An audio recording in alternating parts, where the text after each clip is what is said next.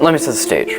It's 1998, and a new startup company is about to release a new game that you probably know well at this point. But at this time period, could it really make a huge impact as games such as Super Mario 64, Doom, or even Pokemon? The game I'm talking about is Half-Life. I'm sorry if that was unclear. Hi everyone, Jordan Essex here. You may have heard of the name Valve, but did you know just how influential it is? I'll be doing my best to explain how in this video.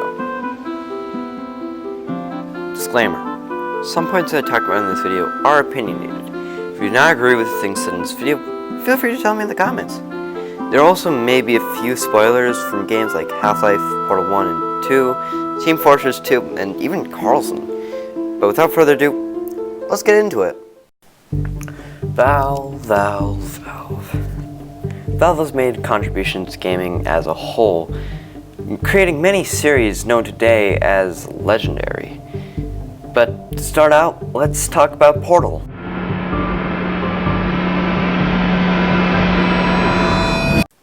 Portal is a game series known for physics-based puzzle solving.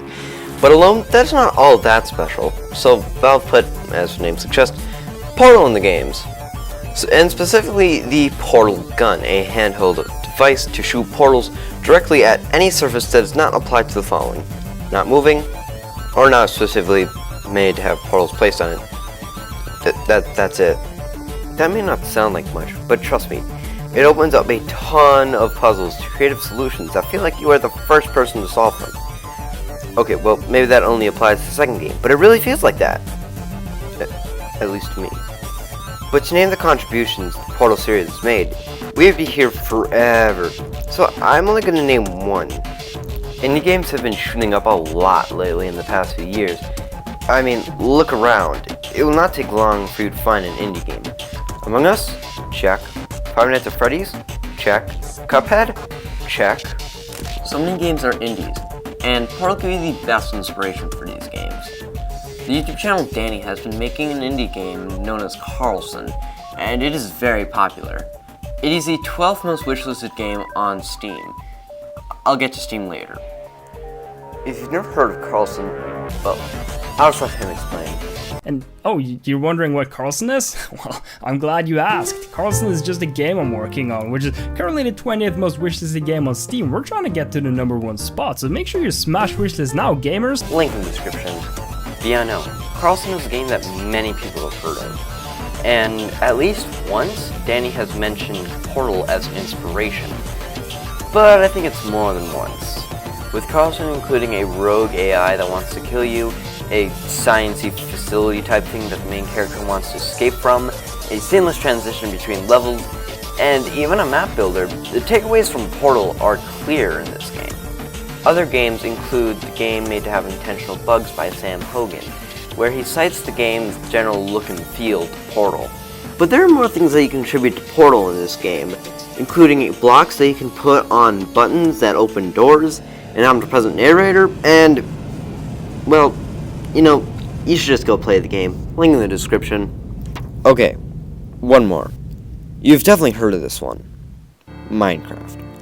Funnily enough, Minecraft takes quite a few things from Portal games, including an advancement in the game called The Lie, awarded for making a cake. A pretty big arrow to Portal, and the meme, the cake is a lie. But those are not the only Portal-like indie games. Just a scroll through Game Jolt should give you a few more results. And I don't want to go over everything because, again, I don't want to be here all day, so...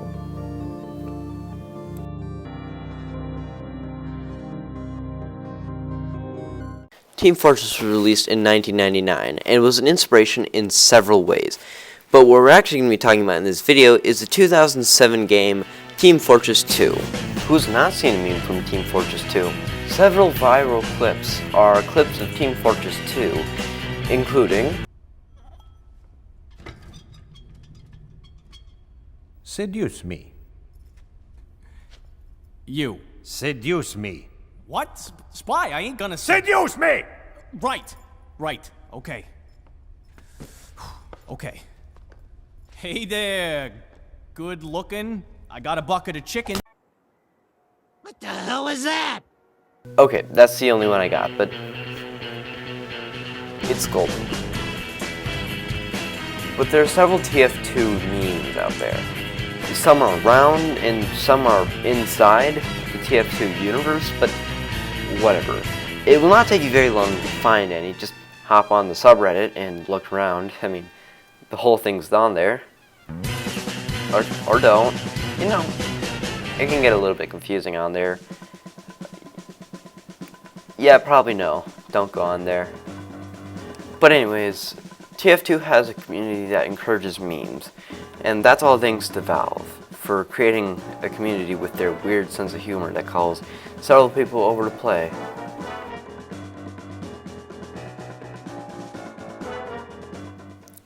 Half-Life is possibly the biggest thing to happen to video games since NVIDIA sliced bread. Or Doom. I get those things mixed up all the time. Anyway, Half-Life was the first game made by Valve and introduced the Source Engine, an engine for making games and making mods. With the Source Engine, you could do anything.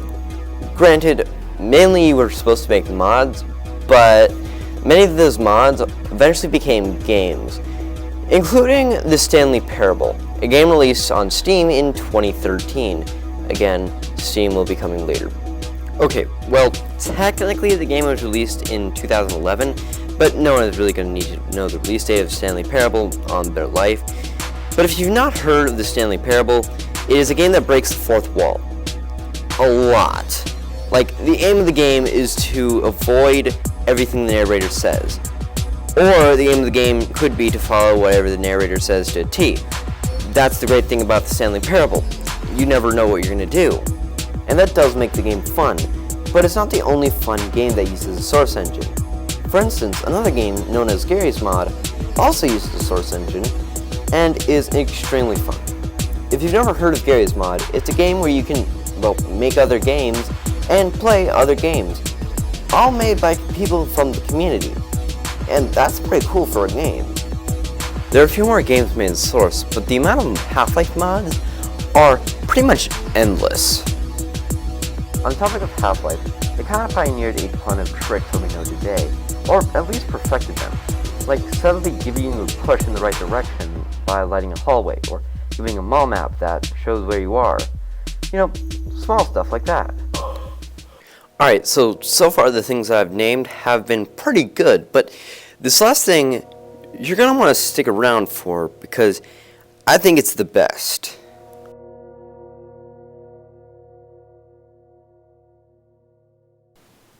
Steam is, in a word, revolutionary. If you've ever played a game on a computer, you've probably used it at one point or another. Off the top of my head, the only other game launchers for the desktop are GameJolt, which is not really a game launcher, but a game store, and a web page, but anyway, and the Epic Games Launcher. But what games can you only get on the Epic Games Launcher that you cannot get on Steam? And, I mean, what else does anyone use it for other than Fortnite? That's pretty much all I can think of.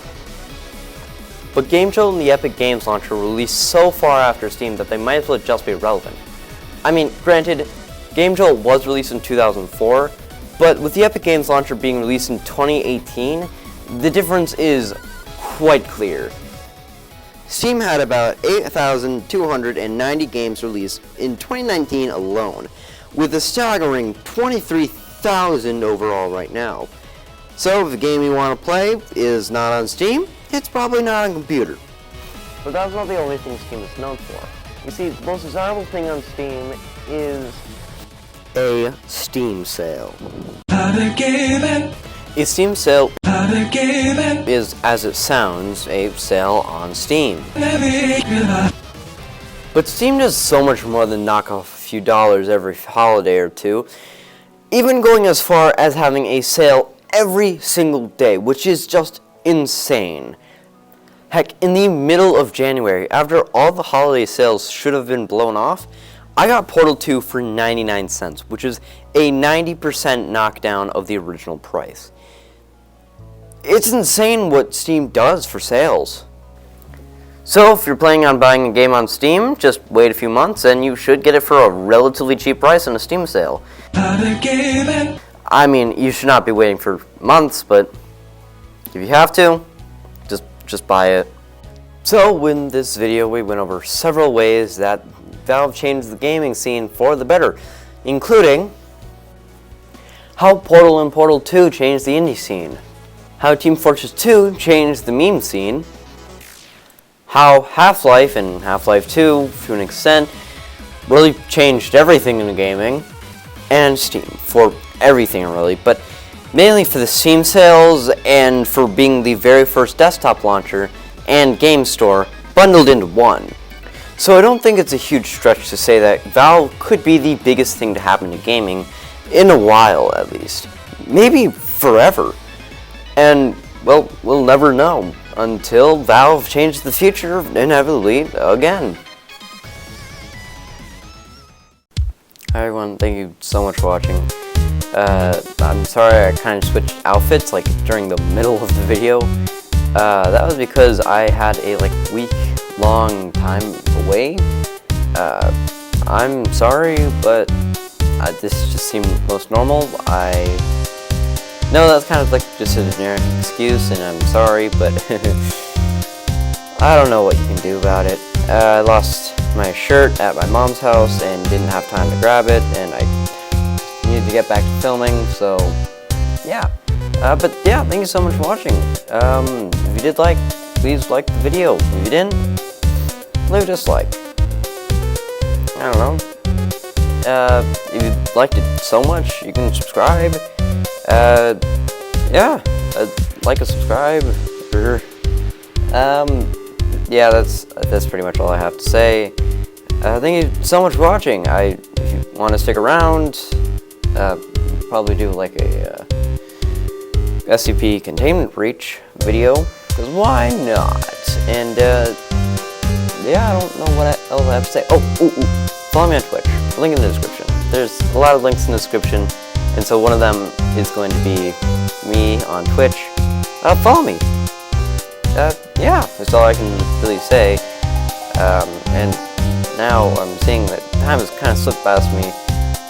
It's 11:32 currently as I record this, so, and I've already been recording for 1.5 minutes, so, or at least this segment. I'm tired. You can probably tell that, but thank you guys so much for watching. Yeah. If you liked. Bye. Oh, okay. I'm sorry. One last thing. Yeah, I just wanted to say I'm sorry. I did a bunch for Portal and Portal 2, but I don't actually own Half-Life or Team Fortress 2. I mean, technically I own Team Fortress 2. It's free, but you get what I mean. I don't actually own those games, so I couldn't put any game footage in. I'm sorry. Follow me on Twitch. Bye.